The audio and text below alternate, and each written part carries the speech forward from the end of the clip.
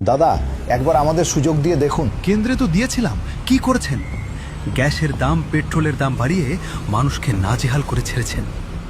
সাধারণ মানুষ খাবে কি?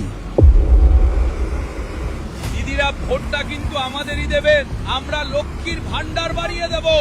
থাক দাদা, আপনাদের মোদিবাবুর 15 লাখ তো অনেক দিলেন। দাদা, আমরা গরিব হতে পারি, কিন্তু গদ্দার নয়। দাদা, এবার গেরুয়া ঝড় উঠবে তো? বিজেপিতে গেলে কি কান কেটে ফেলতে হয়? সামান্য লজ্জাটুকুও কি নেই আপনাদের? মধ্যপ্রদেশে বিষ জল খাইয়ে মারলেন, অন্ধ্রতে ক্ষমতায় এসেই ভেজাল দুধে মানুষ মারলেন।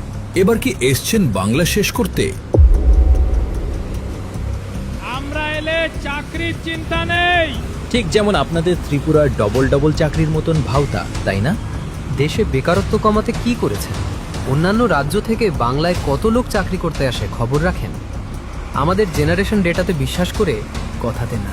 হিন্দু রাষ্ট্রের জন্য ভোটটা আমাদের দিতে হবে। থামুন থামুন, গুজরাতের দাঙ্গা আমরা কেউ ভুলিনি। এটা বাংলার মাটি। এখানে জাত ধর্ম নিয়ে রাজনীতি করতে আসবেন না। আমরা সবাই একসাথে থাকি, এটাই আমাদের সংস্কৃতি, এটাই আমাদের শিক্ষা। বাঙালি তো, তাহলে এসব বাংলা বিরোধী পতাকা রেখো না সাথে। আবার জিতবে বাংলা।